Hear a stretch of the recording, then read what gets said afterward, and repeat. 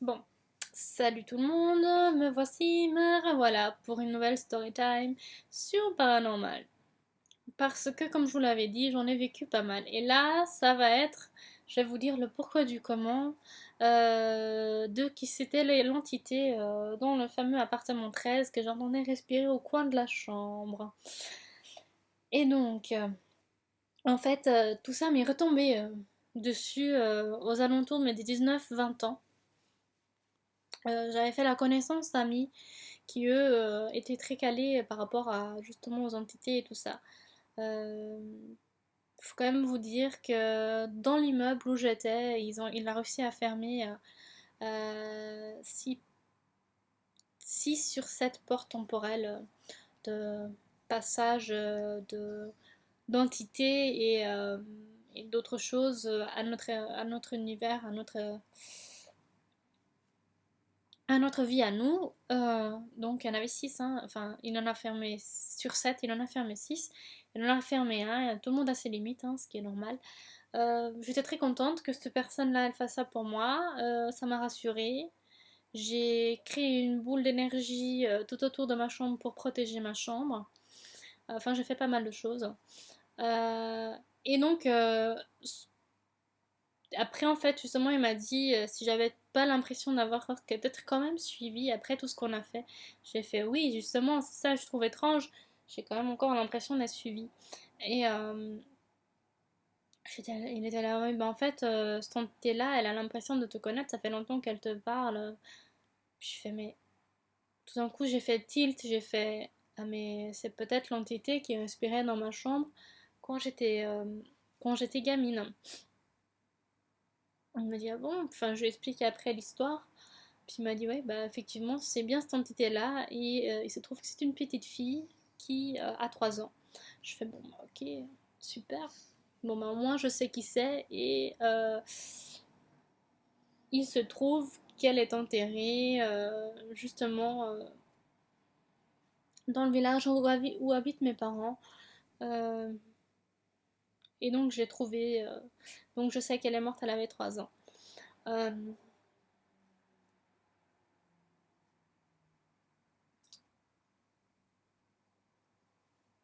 Pardon. Et donc, cette entité-là, enfin voilà, était devenue donc mon ange gardien. Et dès qu'il se passait un petit truc chez moi, bah c'était souvent elle.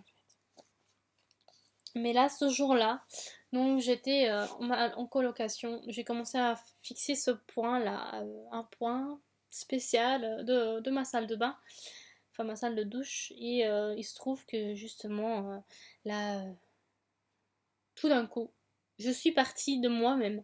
Je n'étais plus physiquement, c'était plus moi qui gérais mes mouvements. C'était autre chose. Et j'étais là, mais c'est quoi ce beans? Et j'étais mais vraiment loin, moi. Puis c'était plus moi qui étais maître de moi-même. Puis bah, tout d'un coup, j'ai pris mon téléphone et j'ai commencé à penser à Lola, mon ancienne meilleure amie. Donc, j'étais en colocation. Hein, j'avais ma propre chambre et tout ça. Donc, et puis j'avais donc cette ancienne, enfin qui est maintenant mon ancienne meilleure amie que j'appelle Lola maintenant, tout simplement parce qu'on a coupé les ponts et j'ai pas envie d'avoir de problème avec cette fille-là. Et donc j'ai commencé, je l'ai appelée sur son portable, personne ne répondait. Lola ne répondait pas. J'ai appelé chez son papa. Son papa m'a dit qu'elle était pas là non plus. Enfin, personne ne répondait. Je fais bon bah ok, bah y a personne, super. Ça sert à rien que je me déplace. Et après, donc, j'ai appelé son copain de l'époque. Et il m'a dit, ouais, d'après ce qu'elle m'a dit, elle est chez sa maman. Donc, moi, ni une ni deux, j'ai raccroché, j'ai fait merci et tout. Puis, bah, j'ai pris mes affaires. C'était en hiver, donc j'ai pris ma veste, ma doudoune, puis hop, allez, hop, chez sa maman.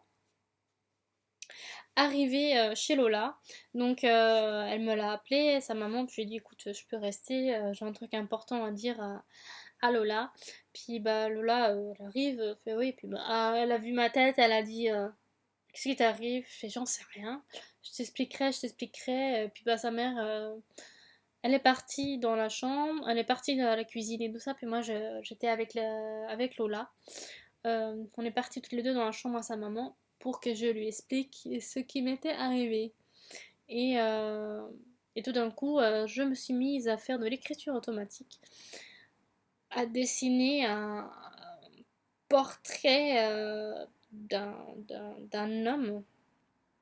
Et puis, ce portrait-là, il ressemblait beaucoup au beau-père à Lola, qui s'était marié avec, enfin, qui était divorcé de nouveau, encore l'autre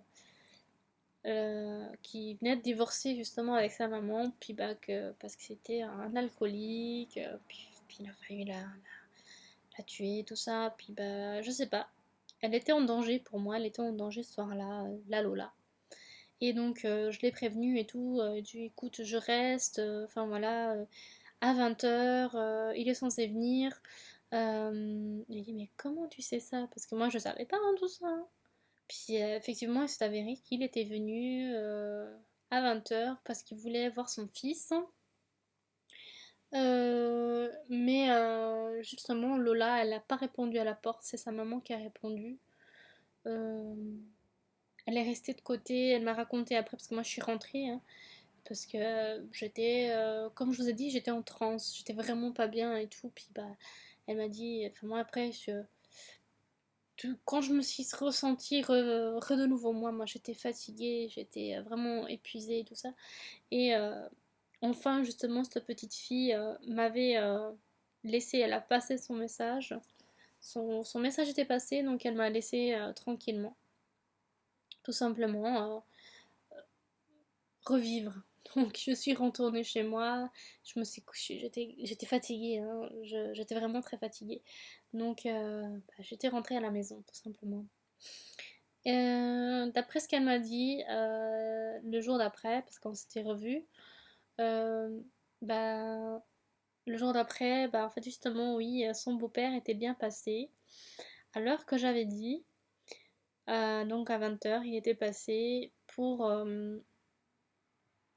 essayer, justement, il voulait récupérer son fils. Il avait été un petit peu violent. Mais elle était restée de côté. Lola, elle était restée de côté, et, tout simplement. Euh, et donc, voilà, quoi. En fait, l'histoire, c'est bien fini. Juste pour vous expliquer, donc, ce petit. J'ai été possédée. Donc, en fait, par la suite, justement, pour revenir à cette personne qui m'a présenté mon ange gardien, il m'a dit que j'étais un bouclier, que j'étais une porte, en fait, pour. À cette époque-là, je contrôlais pas encore, en plus, hein, c'est vrai, ça m'arrivait souvent. Euh, que j'étais une espèce de porte pour les entités, en fait, qui en moi, elles pouvaient rentrer, puis s'exprimer, en fait, à travers moi. Que ce soit avec l'écriture automatique, que ce soit avec la gestuelle. Franchement, les filles, c'est très désagréable, ou les garçons, ou les gens. Enfin, je sais pas, il y a un corps inconnu entre vous, franchement, ça, c'est trop bizarre, franchement, c'est trop bizarre. Bon, après, ça m'est arrivé 2 fois en tout, de vraiment cet état de possession, ça arrivé que 2 fois. Et, euh, et c'est vrai que je trouve assez hallucinant, en fait, justement, ça fait peur. Ça fait vraiment peur que ça arrive quand ça vous arrive pour la première fois, surtout là, en l'occurrence. Après toutes ces années, puis que j'avais enfin mis ça de côté, tout ça. Enfin voilà.